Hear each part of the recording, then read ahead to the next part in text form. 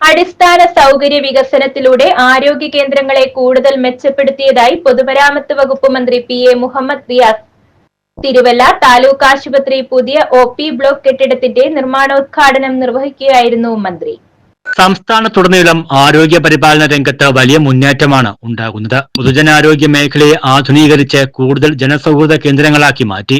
സാമൂഹിക നീതിയിലും തുല്യതയിലും അധിഷ്ഠിതമായ ചെലവ് കുറഞ്ഞ ആരോഗ്യ സംവിധാനം പ്രദാനം ചെയ്യുവാൻ സാധിച്ചു. ആരോഗ്യ സൂചികകളിലും പൊതുജനാരോഗ്യ നിലവാരത്തിലും വികസിത രാജ്യങ്ങളുടെ നിലവാരത്തിലേക്ക് ഉയരാൻ സംസ്ഥാനത്തിന് കഴിഞ്ഞതായും മന്ത്രി പറഞ്ഞു. നമ്മുടെ ആശുപത്രികൾ, സർക്കാർ ആശുപത്രികൾ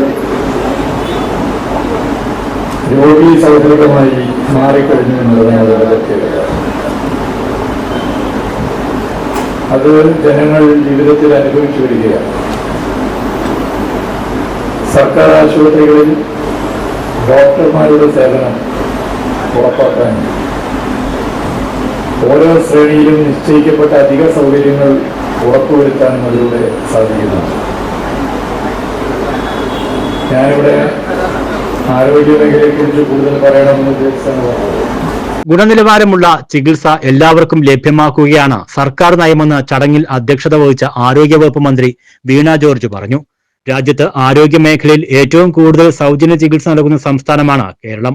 ആരോഗ്യ മേഖലയിൽ ഒട്ടനവധി അടിസ്ഥാന വികസന പ്രവർത്തനങ്ങളാണ് തിരുവല്ല മണ്ഡലത്തിൽ നടക്കുന്നത്. ജില്ലയിലെ വിവിധ സർക്കാർ ആശുപത്രികളിലായി നിരവധി വികസന പ്രവർത്തനങ്ങൾ പുരോഗമിക്കുകയാണെന്നും മന്ത്രി പറഞ്ഞു.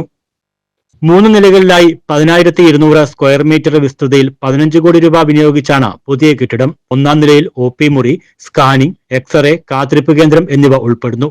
2-ാം നിലയിൽ ഡോക്ടേഴ്സ് റൂം, നഴ്സസ് റൂം, വിവിധ വിഭാഗങ്ങളുടെ പരിശോധനാ മുറികൾ എന്നിവയും 3-ാം നിലയിലായി ലാബ്, കിച്ചൺ, വിശ്രമമുറി എന്നിവയും ഉൾപ്പെടുത്തിയിരിക്കുന്നു. Advocate Mathew Thomas MLA, Thiruvalla municipal chairperson Anu George, vice chairman Jiji Vattasseri, Thiruvalla നഗരസഭ ആരോഗ്യ standing committee chairperson Shobha Vinu, ward councillor Bindu Reji Kuruvida, പൊതുമരാമത്ത് വകുപ്പ് കെട്ടിട വിഭാഗം ചീഫ് എഞ്ചിനീയർ L ബീന തുടങ്ങിയവർ പങ്കെടുത്തു. News bureau, Thiruvalla.